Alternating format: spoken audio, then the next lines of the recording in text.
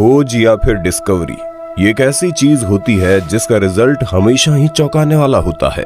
पूरी दुनिया में अभी न जाने कितने वैज्ञानिक किसी न किसी चीज के पीछे लगे हुए हैं और हर रोज हमारी दुनिया में न जाने कितनी अनोखी चीजों को खोज लिया जाता है। और आज के इस वीडियो में हम आपको दुनिया भर में हुए कुछ ऐसे ही हजारों लाखों साल पुरानी चीजों के बारे में बताएंगे।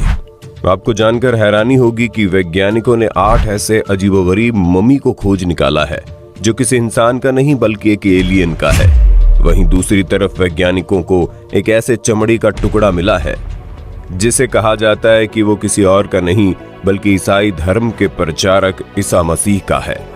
और तो और वैज्ञानिकों ने हिटलर के द्वारा बनाई गई एक ऐसी मशीन को ढूंढ निकाला है जिसे मरने से पहले हिटलर ने समुद्र में दफना दिया था। आज का ये वीडियो आपके लिए बहुत इंटरेस्टिंग होने वाला है, वीडियो के अंत तक बने रहना। दोस्तों, सबसे पहले हम जिस डिस्कवरी के बारे में बात करने जा रहे हैं ये खोज हुई थी ग्रीस के एक आइलैंड पर। उस आइलैंड पर जब आर्कियोलॉजिस्ट खुदाई कर रहे थे तो उन्हें लगभग 4000 साल पुरानी सभ्यता की एक इमारत मिली। वो इमारत इतनी बेहतरीन थी कि जिसे देखने के बाद आपको यकीन नहीं होगा कि इन मकानों को आज से 4000 साल से भी अधिक पहले तैयार किया गया है। वे मकान देखने में बहुत ही अद्भुत हैं और तो और उन मकानों के अंदर जो कलाकृतियां की गई थी वो भी हैरान करने वाली थी। आज तक आपने सिंधु घाटी की सभ्यता, मेसोपोटामिया की सभ्यता के बारे में बहुत सुना होगा, लेकिन आपको जानकर हैरानी होगी कि आज से 4000 साल पहले ग्रीस के उस आइलैंड पर जिस सभ्यता ने अपने मोहल्ले को बसाया था वो सभ्यता भी किसी से कम नहीं थी। जरा इस पैलेस की दीवारों को देखिए, यहाँ ये बिल्कुल आज के समय के नहीं लगते। आखिर कैसे उस समय के लोगों ने इन सभी इमारतों को हजारों साल पहले बनाया होगा। आर्कियोलॉजिस्ट ये मानने को मजबूर हैं कि इस सभ्यता के पास पैसों की कोई कमी नहीं थी। वो व्यापार करके आसपास की सभ्यताओं से मोटा पैसा कमाते थे। इस सभ्यता ने ग्रीस के उस जगह पर तकरीबन 4000 साल पहले 1500 सालों तक राज किया। आज भी पूरी दुनिया में इस सभ्यता को उस समय के सबसे आधुनिक सभ्यताओं में से एक माना जाता है। जरा दीवारों पर की गई इस कलाकारी को देखिए, ये बिल्कुल आज के समय के लग रहे हैं। और इसी पैलेस के अंदर पूरे यूरोप का सबसे पुराना सिंहासन भी पाया गया। इस कमरे के नीचे वैज्ञानिकों को एक बेसमेंट भी मिला और वैज्ञानिक मानते हैं कि उस वक्त के राजा इस बेसमेंट में अपना खजाना संभाल कर रखते थे। इन इमारतों को बने हुए हजारों साल बीत चुके हैं, लेकिन आज भी इनकी कलाकारी बिल्कुल वैसी की वैसी पड़ी हुई है। अब हम आपको एक ऐसी खोज के बारे में बताने जा रहे हैं जिसे सुनने के बाद आपको यकीन नहीं होगा।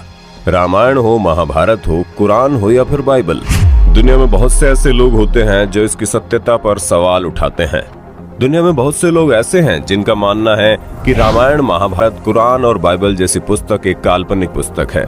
इसे किसी आदमी ने सिर्फ कल्पना के आधार पर लिखा है।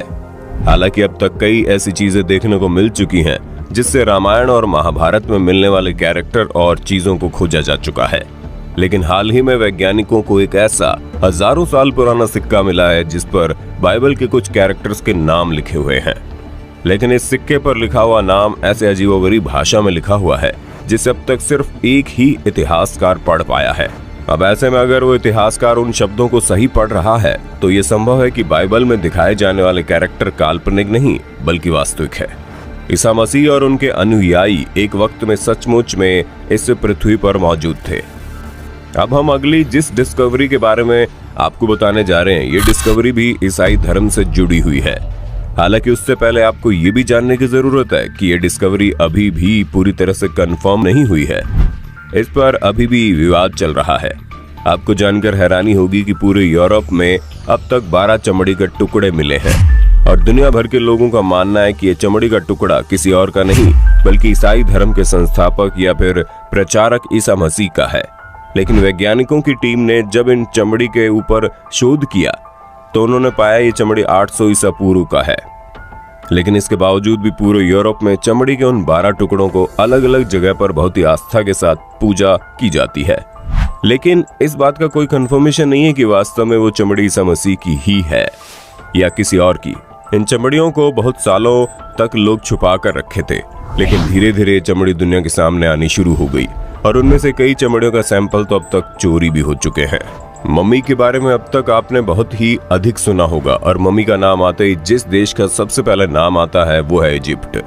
और आज हम आपको इजिप्ट की एक ऐसी जगह के बारे में बताने जा रहे हैं जहां मम्मी तो मिला है, लेकिन वो मम्मी इंसानों का नहीं बल्कि एलियन का है। इजिप्ट की राजधानी कायरो से लगभग 35 किलोमीटर दूर वैज्ञानिकों को मम्मी का एक कलेक्शन मिला है और वैज्ञानिक मानते हैं कि इस जगह को सिर्फ ऊंचे पद पर तैनात लोगों को दफनाने के लिए ही इस्तेमाल किया जाता था। आपको जानकर हैरानी होगी कि इस जगह पर वैज्ञानिकों को तकरीबन 8 एलियंस के जैसे दिखने वाले मम्मी मिले हैं, जिनकी शक्ल बिल्कुल वैसी ही है जैसे हम अपने फिल्मों और अपनी कल्पनाओं में मम्मी के चेहरे को देखते हैं। इन मम्मी के चेहरे पर उन्हीं लेप और पेंट का अंश मिला जो आज से हजारों साल पहले मिस्र के लोग मम्मी के ऊपर डेकोरेशन के लिए इस्तेमाल करते थे। लेकिन दुनिया भर के वैज्ञानिक इस बात को सोचकर हैरान हैं कि इन मम्मी की शक्ल एलियंस की तरह किसने बना दी। आपको जानकर हैरानी होगी कि ये सभी मम्मी आज से लगभग 28 से 2900 साल पुरानी हैं। इनमें से 3 की हालत तो इतनी सही है कि इन्हें देखकर ऐसा लगता है जैसे इन्हें अभी दफनाया गया हो। ये मम्मी आखिर थी किसकी और क्यों इन्हें एलियन की तरह बना दिया गया, इसके बारे में वैज्ञानिक अभी तक पता नहीं लगा पाए। दोस्तों, इस वक्त हम जब कोई नई जमीन खरीदते हैं या फिर बेचते हैं तो जमीन की कागजी कार्रवाई की जाती है, जिसका एक रिकॉर्ड सरकार के पास जमा होता है और ये रिकॉर्ड जमीन खरीदने या फिर बेचने वाले के पास भी होता है। लेकिन क्या कभी आपने सोचा है कि पुराने जमाने में जब लोग कागजों का इस्तेमाल नहीं करते थे, उस वक्त लोग जमीन की खरीद बेच कैसे करते थे? हाल ही में आर्कियोलॉजिस्ट की खुदाई के दौरान एक अजीबोगरीब सिक्का मिला जिस पर 3 से 4 लोगों के चेहरे बने हुए थे। जब आर्कियोलॉजिस्ट ने उन पर काफी शोध किया तो उन्हें पता चला कि ये सिक्का कुछ और नहीं बल्कि पुराने जमाने में की गई जमीन की एक रजिस्ट्री का नमूना है। सिक्के को कोडुरु के नाम से जाना जाता था। आपको जानकर हैरानी होगी कि आज के वक्त में भले ही जमीन के एक छोटे से छोटे हिस्से को भी खरीदने और बेचने के लिए कागजी कार्रवाई की जरूरत होती है, लेकिन आज से हजारों साल पहले जमीन के छोटे टुकड़ों की लेन देन नहीं होती थी, बल्कि एक साथ किसी बड़े मोहल्ले, कस्बे या फिर पूरे के पूरे शहर को ही बेच दिया जाता था। सेकेंड वर्ल्ड वॉर के दौरान जर्मनी दुनिया का एक ऐसा देश था जो पूरी दुनिया को हराकर हर चीज अपने कब्जे में ले लेना चाहता था। यही वजह है कि हिटलर के लिए वहां के वैज्ञानिकों ने एक ऐसी मशीन को तैयार किया था जिससे कोड के जरिए दूर बैठे सिपाहियों से बात की जा सकती थी और उनको क्रैक करने वाला पूरी दुनिया में कोई नहीं था। हिटलर ने उस मशीन को सिर्फ इसी मकसद से तैयार करवाया था ताकि कोई उसके और उसके सैनिकों के बीच होने वाली बातों को न सुन पाए। पूरी दुनिया के लोग ये तो जानते थे कि हिटलर के पास एक ऐसा अनोखा मशीन है, लेकिन वे लोग उस मशीन के बारे में कुछ भी नहीं जानते थे। जब हिटलर को लगा कि अब उसका सब कुछ खत्म होने वाला है, तो हिटलर ने मरने से पहले ही उस मशीन को एक जहाज के जरिए दूर समुद्र में दफना दिया। लेकिन साल 2016 में कुछ वैज्ञानिकों ने हिटलर के द्वारा बनवाए गए उस खास मशीन को ढूंढ निकाला जिसका नाम था एनिग्मा मशीन। हालांकि बाद में दुनिया भर के कई ऐसे देश हुए जिन्होंने इस तरीके की मशीनों का निर्माण कर लिया है, लेकिन वो मशीन उस वक्त तक का सबसे पहला मशीन था। तस्वीरों में आपको जो मशीन दिखाई दे रही है, ये हिटलर के द्वारा बनवाई गई वही मशीन है। इतने साल से समुद्र में दफन होने के बावजूद भी वैज्ञानिकों ने उस मशीन के अंदर मौजूद डेटा को निकाल लिया। कुछ साल पहले की ही बात है जब आर्कियोलॉजिस्ट इटली के एक पुराने खंडर में मौजूद एक गड्ढे के ऊपर शोध कर रहे थे। उन गड्ढों के अंदर आर्कियोलॉजिस्ट को टिम्बर की कुछ लकड़ियां इस तरीके की बनावट की मिली। किसी को कुछ समझ में नहीं आ रहा था कि आखिर ये गड्ढा बनाया क्यों गया है और उसमें लकड़ियों को इस तरह से क्यों रखा गया था। कई महीनों की शोध के बाद आखिरकार आर्कियोलॉजिस्ट इस नतीजे पर आए कि आज से हजारों साल पहले बने हुए इन गड्ढों में लोग पानी को कलेक्ट करके रखते थे। लेकिन उसके बाद कुछ आर्कियोलॉजिस्ट ने ये सवाल खड़े किए कि अगर इसमें से पानी भरा जाता था तो उस पानी को भरने के लिए कोई पाइप क्यों नहीं मौजूद है, या फिर उन पानी का इस्तेमाल करने के लिए यहाँ पर कोई पाइप या सुरंग तो होना चाहिए। जिसके बाद कुछ आर्कियोलॉजिस्ट इस नतीजे पर आ गए कि ये एक ऐसा गड्ढा है जिसका उपयोग करके लोग दूसरी दुनिया के लोगों से बात करते थे। एक तरह से आप ये कह सकते हैं कि ये दूसरी दुनिया में जाने वाला दरवाजा है, क्योंकि जब इस गड्ढे में आर्कियोलॉजिस्ट ने पानी भर के देखा तो मुझे उस पानी में आसमान की एक ऐसी अजीबोगरीब परछाई दिखाई दी जो आज तक किसी भी गड्ढे में भरे हुए पानी में दिखाई नहीं दी थी। यही वजह है कि कुछ आर्कियोलॉजिस्ट ये मानते हैं कि पुराने जमाने के लोग इस गड्ढे में पानी भरकर भगवान से बात करने या फिर दूसरी दुनिया के लोगों से कांटेक्ट करने के लिए इस्तेमाल करते थे। इसे तकरीबन 3500 साल पहले बनाया गया होगा। ये गड्ढा 40 फीट लंबा, 23 फीट चौड़ा और 10 फीट गहरा था।